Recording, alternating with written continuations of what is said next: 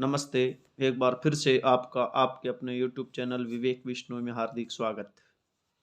आज एक छोटी-सी कहानी लेकर के आया हूँ, जिस कहानी की शिक्षा बहुत बड़ी है। कहानी छोटी है लेकिन उसकी शिक्षा जीवन को बदलने वाली है। एक गुरु के 4 शिष्य थे, चारों ने गुरुकुल में रह कर के खूब विद्या अध्ययन किया, खूब उन्होंने शिक्षा पाई, खूब उन्होंने मेहनत की। उसके बाद जब उनकी दीक्षा पूर्ण हुई, दीक्षा और शिक्षा दोनों लेने के बाद अब गुरु ने आदेश दिया कि जाओ और इस समस्त संसार का कल्याण करो। तो वो चारों अपने गुरु की आज्ञा पा करके और निकल गए संसार का कल्याण करने के लिए।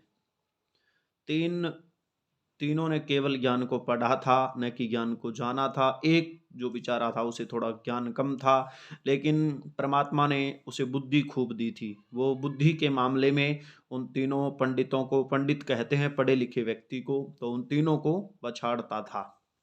तो एक जंगल में गए, आगे चल रहे थे, वहीं पर उनको जो है एक शेर की, जंगल के राजा की हड्डियां मिली।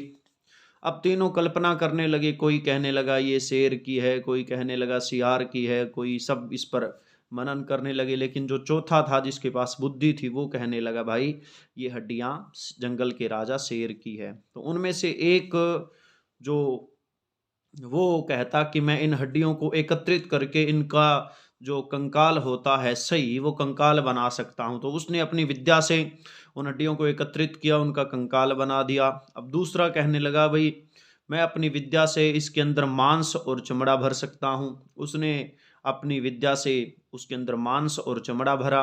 अब वो तीनों, तीसरा कहने लगा कि मैं अपनी विद्या से इसके अंदर प्राण फूंक सकता हूँ। तभी वो चौथा बोला कि अरे भाई ये काम मत करो, ये जो शेर है प्रकृति के अनुसार इसकी मृत्यु हुई है, और यदि ये पुनः जीवित होगा तो न जाने कितने प्रकृति के प्राणियों को ये मारेगा, उनका शिकार करेगा। हमें संसार का कल्याण करना है, संसार में अराजक तत्वों को नहीं फैलाना है। तो लेकिन वो नहीं माना, उसने अपनी विद्या के घमंड में जो है उस जो शेर की देह बनी हुई थी उसमें प्राण फूंक दी। अब जैसे ही वो कहने लगा रुको, यदि तुम प्राण फूंकते हो तो मैं तुमसे दूर जाऊंगा, यदि तुम मेरी बात नहीं मानोगे तो मैं इस पाप में तुम्हारा साथ नहीं दूंगा। उसमें बुद्धि थी, वो बेचारा दूर हट गया। समझाया तो उसने उनको भी था, लेकिन वो अपने ज्ञान के अहंकार में चूर थे, उनको अपने ज्ञान पर खूब घमंड था, इसलिए वो उसकी बात नहीं माने। वो झाड़ियों के पीछे जाकर के छुप गया।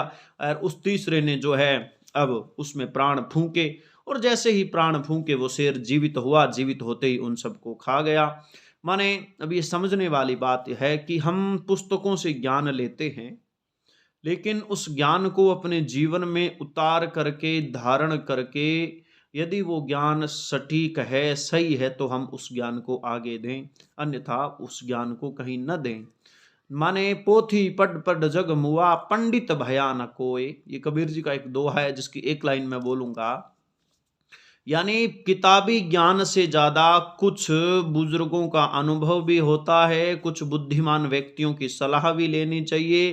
केवल पुस्तकों के ज्ञान से हमें अपने जीवन का निर्णय नहीं लेना चाहिए। तो इन विषयों पर आगे वीडियो में आप सब लोगों से बातें होती रहेगी।